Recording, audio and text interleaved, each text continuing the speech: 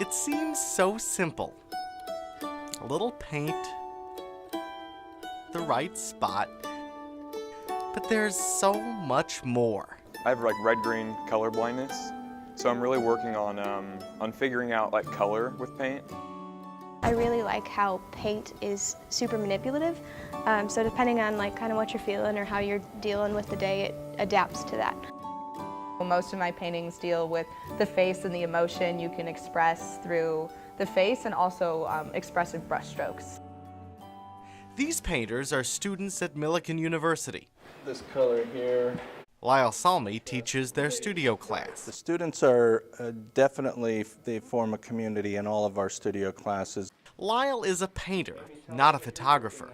But a few months ago, he snapped this photo of his brother, Lauren, at their cabin in Minnesota. We both got married and had our separate lives, and then ended up coming back to spend time at our cabin on a routine basis. It was the last photo he took of Lauren alive. Ultimately, he died of a massive heart failure, which was somewhat unexpected. That community of students decided to honor Lauren's life, starting with that photo. Early in the semester, we joked about doing everyone does a portrait of Lyle, and then we were going to kind of surprise him with it. And then his brother died. We ended up with this idea where we're doing just everyone has a piece of it. A piece of that photo to be reinterpreted with paint. The students kept the project secret until last week. I mean, we knew it was an emotional piece, and we knew it was would mean a lot to him, but it was really cool to see his reaction. I think what I was most touched by was that they thought enough about the situation that I was in and decided to do something about it to honor his life and to, in some ways, show their respect for me. It's a lot of power for something that can seem so simple. Joe Astrouski, WAND News. To call Jason Turner popular doesn't do him justice, at least not according to his mom. I don't know if he met a stranger. If you needed a tire changed or a shoulder to cry on, he would be there. He was a single father, and he was good. They did things together. He was living the life he wanted him to live, country life. On September 19th, 2017, Jason was driving his son to school along a stretch of County Road 10 in Greene County. They never arrived. I get up every day and I try to think how I'm going to make it for the rest of my life. Never seeing him just come in the door, open the refrigerator just to look, and then slam it shut. Just little things. Their car crashed head-on into a car coming the other way. Jason died from the crash. His son and the other driver survived. We had cars coming from Hillview that morning. It was during when they were taking their kids to school. Tammy Dean has lived on this winding road known as the Hillview Blacktop for more than 20 years. She's had close calls herself. My last one was a girl that I called and had a police report done on because she ran me completely off. She was right down the middle. State records show more than 30 crashes on the road since 2006. Tammy says the road once had stripes, but the county has since paved them over.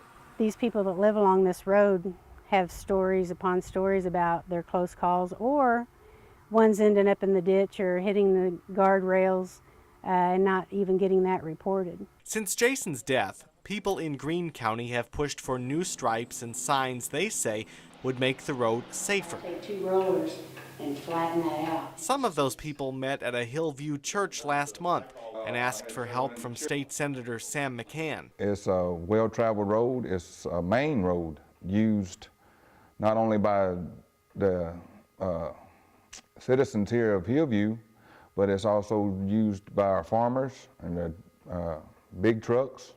The county transportation director told us the county transportation board is aware of those concerns and is considering what to do. They need stripes for people, for people's lives, and maybe not to just ever someone have that bad of an accident, but maybe just to help someone see to get home safely, and even older ladies just trying to go get their hair fixed. In Greene County, Joe Astrouski, WAND News. Since she was 4 years old, Shy Cantor has been drawn to music. She even had the name for it. Actually, at one point in my life, I thought I wanted to be a liturgical singer, a cantor, and I wanted to be Cantor Cantor, and I was convinced that that was where I was going to go. From preschool through grad school, Shy put in countless hours developing her voice. It was just a huge part of my life. It was everything. All I wanted for years and years and years was to be an opera singer. I wanted to be on stage, and there was nothing that could deter me. Well, maybe not nothing. As a graduate student, Shy was in a car crash. Afterward, she couldn't sing, and she didn't know why. It was awful. I didn't know who I was anymore. It was, a part of me was gone. It was really tough, emotionally, physically. It took months to diagnose the problem and weeks of therapy to give Shy her voice back. But get it back she did.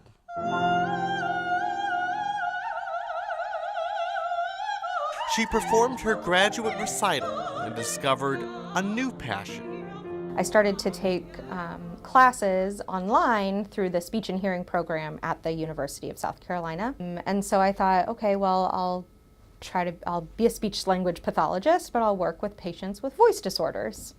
It's a lot harder than that. For 5 months now, she's worked at Carle Hospital in Urbana. Instead of sharing her own voice, she helps others find theirs. Having gone through it myself, I feel like I have a unique perspective of what it's like to not have the voice that you identify as your own. I love working with those patients. Voice disorders of all kinds is wonderful. And as for singing? Mostly right now in the car on my own and in my apartment. It's been a really busy few years trying to study and get oriented to all of this, and so I do plan on getting back to it. It's just a matter of priorities. Joe Astrouski, WAND News.